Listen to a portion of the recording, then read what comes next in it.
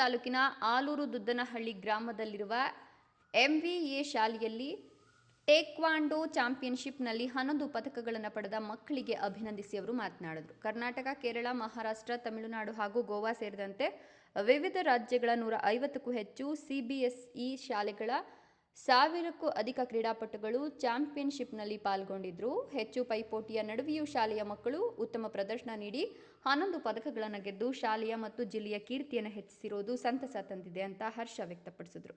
ಶಾಲೆಯ ಪರವಾಗಿ STA Shankar taekwondo ಅಕಾಡೆಮಿಯ 11 ಕ್ರೀಡಾಪಟುಗಳು ಸ್ಪರ್ಧಿಸಿದ್ದು 6 ಚಿನ್ನ, 4 ಬೆಳ್ಳಿ, 1 ಕಂಚಿನ ಪದಕ ಗೆದ್ದಿದ್ದಾರೆ.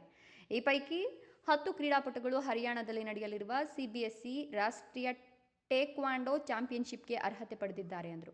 ಟೇಕ್ವಾಂಡೋ ಅಕಾಡೆಮಿಯ ಮುಖ್ಯ ತರಬೇತುದಾರ ಶಂಕರ್ ಮಾತನಾಡಿ, ಪರಿಶ್ರಮ, ಸತತ ಅಭ್ಯಾಸ ಮತ್ತು ಗುಣಮಟ್ಟದ ತರಬೇತಿಯಿಂದಾಗಿ ಈ ಸಾಧನೆ ಪಡೆಯಲು ಸಹಕಾರಿಯಾಯಿತು ಎಂದರು. ಗುರು ಅಂತ ಅಂದಮೇಲೆ ಸ್ಟ್ರಗಲ್ ಇವಾಗ ಒಬ್ಬ ಗುರು ಅರ್ಥ ಮಾಡ್ಕೊಂತಾನೆ, ಯಾವ ರೀತಿ ಗುರು ಸ್ಟ್ರಗಲ್ ಬೀಳ್ತಾನೆ ಅದೇ ರೀತಿ ಸ್ಟೂಡೆಂಟ್ ಸ್ಟ್ರಗಲ್ ಬಿದ್ರೇನೆ ಗುರುಗೂ ಒಳ್ಳೆ ಹೆಸರು, ಸ್ಟೂಡೆಂಟ್ಗೂ ಒಳ್ಳೆ ಹೆಸರು. ವಿತೌಟ್ ಸ್ಟ್ರಗಲ್ಲು ದೊಡ್ಡ ಮಟ್ಟದಲ್ಲಿ ಯಾರು ಸ್ಟ್ರಗಲ್ ಬೀಳ್ತಾರೆ ದೊಡ್ಡ ಮಟ್ಟದಲ್ಲಿ ಸಕ್ಸಸ್ ಸಿಗುತ್ತೆ. ನಾವು ಸಣ್ಣ ಪುಟ್ಟದಲ್ಲಿ ದೊಡ್ಡ ಮಟ್ಟದಲ್ಲಿ ಬೆಳಿಬೇಕು ಅಂದ್ರೆ ಆಗಲ್ಲ.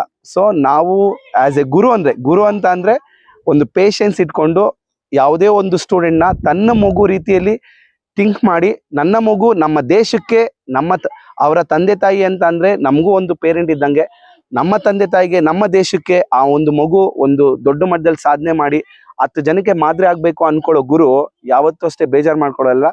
ಟೆಕ್ನಿಕಲಿ ಆಗ್ಬೋದು, ಫಿಸಿಕಲಿ ಆಗ್ಬೋದು, ಮೆಂಟಲಿ ಆಗ್ಬೋದು, ತಾಳ್ಮೆಯಿಂದ ಆ ಮಗುನ ದೊಡ್ಡ ಮಟ್ಟಕ್ಕೆ ತಗೊಂಡು ಹೋಗೋದಕ್ಕೆ ಪರಿಶ್ರಮ ಪಡ್ತಾರೆ. ಇದೇ ಸಂದರ್ಭದಲ್ಲಿ ಶಾಲೆಯ ಶಿಕ್ಷಕ ವೃಂದ, ಮಕ್ಕಳು ಉಪಸ್ಥಿತರಿದ್ದರು. ಹೈದರ್ಸಾ, ಈ ನ್ಯೂಸ್ ಟಿವಿ, ದೇವನಹಳ್ಳಿ.